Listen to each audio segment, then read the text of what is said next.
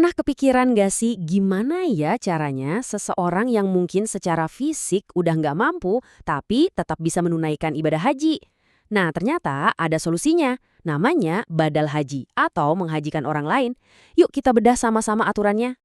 Oke, jadi ini yang bakal kita bahas. Mulai dari definisinya dulu, apa itu badal haji. Terus, ada satu aturan utama yang nggak bisa diganggu-gugat. Kita juga bakal lihat bedanya aturan untuk yang masih hidup dan yang sudah meninggal. Lalu, apa aja syarat untuk orang yang mewakilkan. Dan terakhir, unsur yang paling krusial dari semuanya.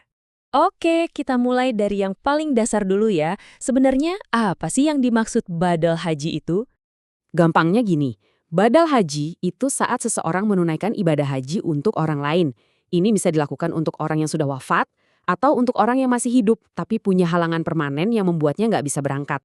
Nah, meskipun ini dibolehin, tapi nggak sembarang orang bisa melakukannya loh. Ada satu nih, aturan yang nggak bisa ditawar sama sekali. Penasaran kan apa?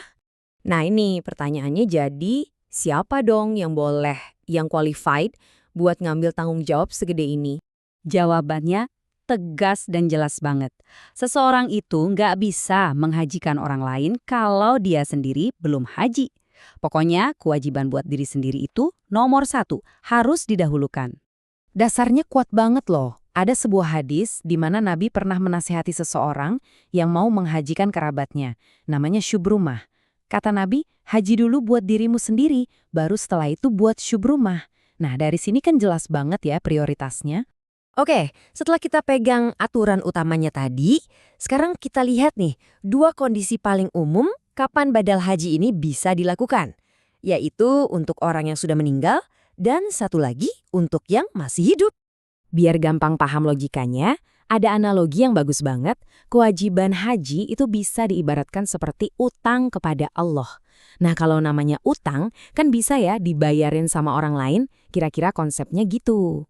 Nah, yang menarik ada di sini. Bedanya apa sih ketentuannya? Jadi gini, kalau untuk yang sudah wafat, syaratnya itu dia semasa hidupnya mampu secara finansial tapi belum sempat berangkat. Kalau untuk yang masih hidup, syaratnya itu dia punya uangnya tapi fisiknya nggak memungkinkan. Misalnya karena sakit menahun atau sudah sangat sepuh. Oke, jadi kita udah tahu nih siapa aja yang bisa diwakilkan hajinya dan syarat utama buat yang mewakilkan. Terus, ada aturan apa lagi buat si perwakilannya ini? Yuk kita lihat.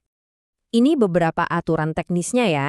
Pertama, yang mewakili itu nggak harus dari keluarga. Kedua, niatnya harus lurus, harus ditujukan untuk orang yang diwakili. Terus boleh nggak sih terima bayaran? Boleh, ini disebut ujroh, semacam imbalan jasa yang wajar lah ya buat nutupin biaya-biaya.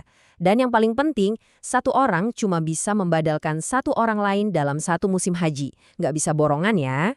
Nah, setelah kita bahas semua aturan teknis tadi, ada satu hal lagi yang bisa dibilang jadi ruhnya dari semua ini. Ini dia unsur yang paling penting. Intinya tuh di sini, semua ini dasarnya adalah kepercayaan, amanah. Jadi, orang yang dipilih buat melakukan badal haji ini harus lo orang yang kita tahu betul kejujuran dan sifat amanahnya. Jadi ini bukan sekedar transaksi ya, bukan cuma soal bayar-membayar. Ini tuh sebuah titipan suci. Niatnya harus murni karena Allah, bukan karena uang semata. Makanya penting banget untuk hati-hati, biar nggak kena tipu. Jadi badal haji itu benar-benar sebuah ibadah pelayanan yang luar biasa ya. Ada aturan-aturan yang jelas untuk memastikan semuanya benar, tapi pada intinya ada kepercayaan yang mendalam untuk memastikan ibadah ini dilakukan dari hati. Nah ini jadi bahan renungan buat kita semua. Kalau ada di posisi itu, siapa sih orang yang paling kamu percaya untuk menjalankan amanah sesakral ini?